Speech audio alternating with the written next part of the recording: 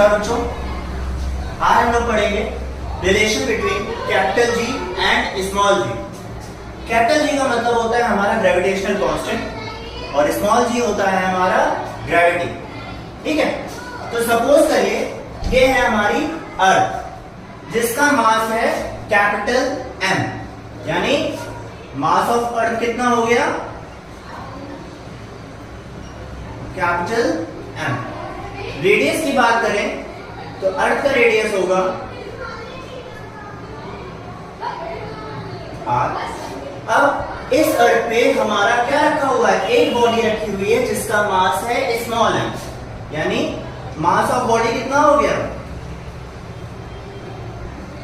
Small m। हम सबको पता है कि according to the universal law of gravitation force का फॉर्मूला क्या होता है? किसी भी बॉडी पर अर्थ के साथ जो फोर्स लगती है उसे हम बोलते हैं G M मास 1 यानी स्मॉल m यानी मास 2 डिवाइडेड बाय R स्क्वायर। इतनी चीज सबको क्लियर होगी? यहां तक तो कोई डाउट नहीं होगा। अब अगर हम बात करें इस बॉडी की, तो इस बॉडी पे कितना फोर्स लगा रही होगी ये बॉडी अर्थ पे? ये होगा इसका वेट, और वो जो वेट होगा वो क्या हो जाएगा?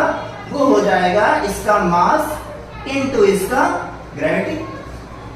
अब अगर हम इक्वेशन 1 और इक्वेशन 2 को देखें तो LHS पे हमारा दोनों ही साइड पे क्या है? फोर्स। तो हम क्या कर देंगे? इक्वेटिंग 1 एंड 2, हमें क्या मिल जाएगा?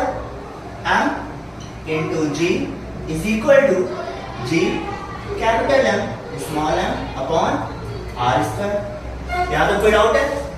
अब हमारा M से M क्या हो जाएगा? शहीद। तो हमें यहां से G की वैल्यू क्या मिलेगी?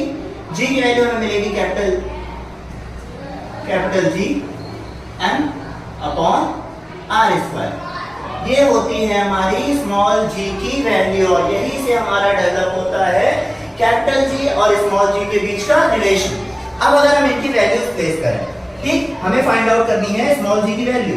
तो कैपिटल G की value 6.67 into 10 power 11, mass of earth 6 into 10 power 24, और divided by radius of earth कितना हो गया? 3.8 इंटू 10 पावर 8। जब हम इसको सॉल्व करेंगे तो हमें G की वैल्यू मिलती है यहाँ से 9.81, और यूनिट क्या होगी इसकी? मीटर पर सेकेंड।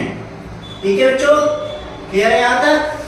चलिए नेक्स्ट मिलते हैं फिर किसी इंपॉर्टेंट टॉपिक के साथ। Till then good bye.